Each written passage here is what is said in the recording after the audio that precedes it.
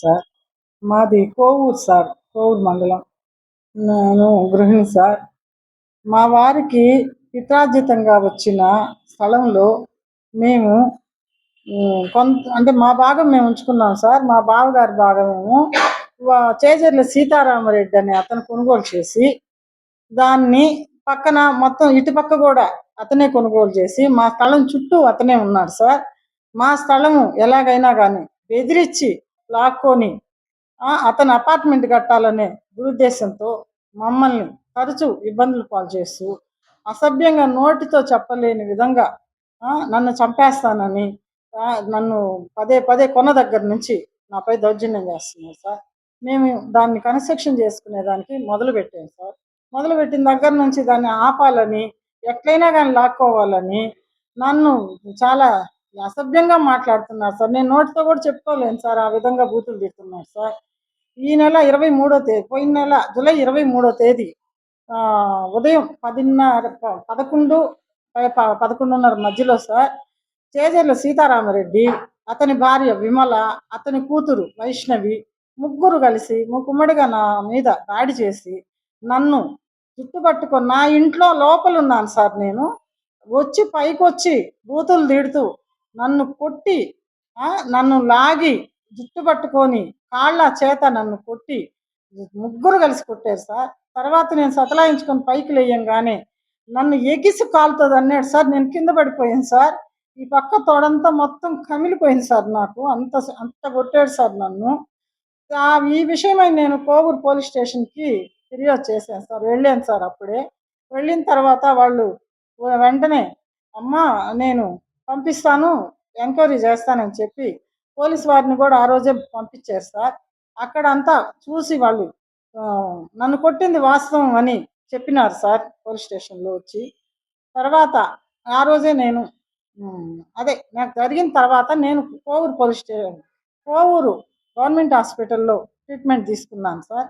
తీసుకొని మరి నేను ఇంటికి వచ్చాను సార్. ఇంటికి వచ్చిన తర్వాత వాళ్ళు అంటే జరిగింది వాస్తవమా కాదా అని పోలీసు వారు మొత్తం ఎంక్వైరీ చేసి వాస్తవం అని తెలిసి నాకు ఎఫ్ఐఆర్ కట్టారు సార్.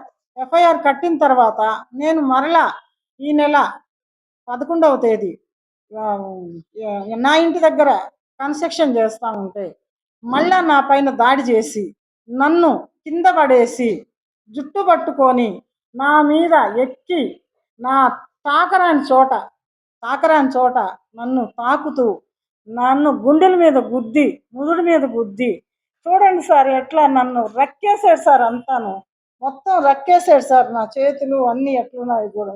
ఒక పరాయి వాడు గౌరవంగా బతికే నన్ను ఈ విధంగా నడి రోడ్లో గుడ్డలు ఊడదీసి గుడ్డలు లాగి గుడ్డలు తీసి తోటి ఆడవాళ్లే కదా సార్ వాళ్ళు కూడా ఇట్లా ఫస్ట్ సారి చేశారు. గుడ్డలు తీసి నన్ను రోడ్లో నిలబెట్టారు సార్, బయట లాగి అంతా. మళ్ళీ రెండోసారి కూడా అదే విధంగా నా చీరంతా చించి నన్ను ఇంత అన్యాయంగా చేస్తున్నారు సార్.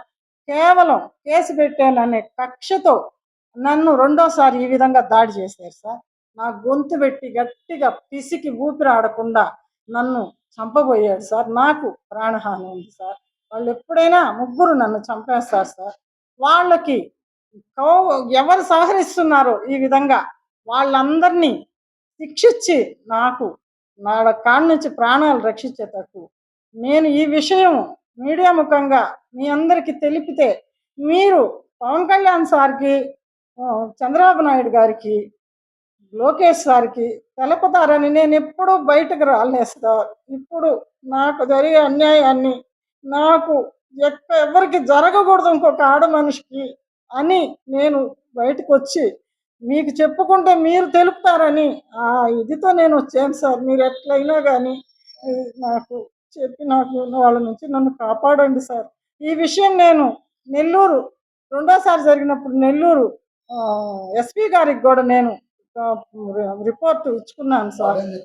వాళ్ళు ఏం చెప్పారంటే అమ్మా నీకు కోవూరులో మేము పంపిస్తాము, మీరు అక్కడికి పోయి సిఐ గారికి మీకు చేస్తారు అన్నారు సార్. రెండోసారి కూడా నేను కోవూరు హాస్పిటల్కి పోయి నేను ట్రీట్మెంట్ తీసుకున్నాను సార్.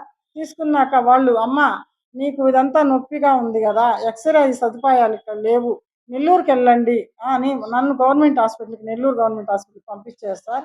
అక్కడ ఎమ్మెల్సీ గూడా అయ్యింది సార్. అయ్యి అక్కడ గూడా నేను ట్రీట్మెంట్ తీసుకొని వచ్చాను సార్ నేను. అవన్నీ గూడా ఉన్నాయి సార్ నేను. మీ అందరికీ నేను చూపించుకుంటాను సార్. చంద్రబాబు నాయుడు గారికి, లోకేష్ సార్‌కి, పవన్ కళ్యాణ్ గారికి. సార్ నేను గౌరవంగా ఉండే ఆడపిల్లని సార్ నన్ను. నా వయసు 52 సంవత్సరాలు సార్. ఈ వయసులో నా భర్త ఇంక 10 నెలల్లో రిటైర్డ్ అవుతాడు సార్. ఈ వయసులో మాకు ఇలాంటి దారుణం జరుగుతుంది సార్. మమ్మల్ని కాపాడండి సార్.